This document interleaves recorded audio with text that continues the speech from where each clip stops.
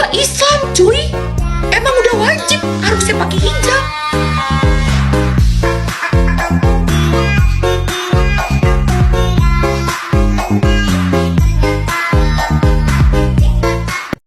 Assalamualaikum warahmatullahi wabarakatuh. Bertemu lagi dengan saya Fikayatul Alia. Saya akan melaporkan learning journal yang ketiga atau yang sudah dibahas minggu lalu oleh kelompok 1. Film ini secara harfiah itu sinematografi, berasal dari 3 kata yaitu sinema, Yang mana minggu lalu membahas tentang perkembangan film ataupun pengertian filmnya oleh kelompok 1. Yang mana film secara harfiah itu adalah sinema atau gambar yang bergerak atau juga sering disebut yaitu sinema. Kemudian kenapa film sebagai media massa?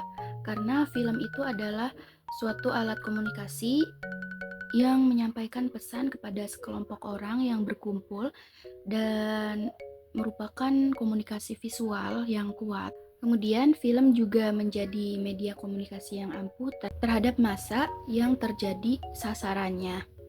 Ketika menonton film, penonton itu seakan-akan masuk ke dalam ruang dan waktu yang menceritakan di film itu. Film realitas sosial.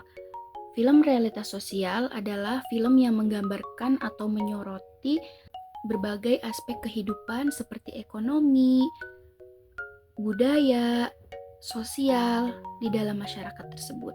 Nah, film realitas sosial ini sering menggunakan tema yang relevan dalam kehidupan masyarakat, ya seperti ekonomi, sosial, budayanya itu. Dan dalam film itu menceritakan kehidupannya serta berusaha menyampaikan pesan-pesan moral dan kritik sosial melalui cerita yang dekat dengan kisah sehari-hari. Nah, poin yang ada dalam film realitas sosial ini, yang pertama menggambarkan realitas sosial, dan yang kedua menggunakan realisme, mengkritik sosial, dan menyampaikan pesan moral. Sejarah film di Indonesia ini ada beberapa periode penting yang awal muncul sampai perkembangan modern saat ini.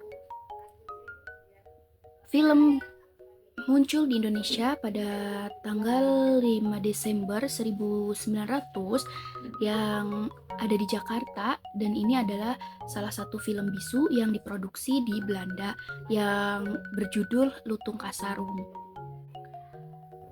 Tonggak film Lutung Kasarung ini pada tahun 1926, dan perfilman atau perindustrian film ini dijadikan sebagai awal munculnya film.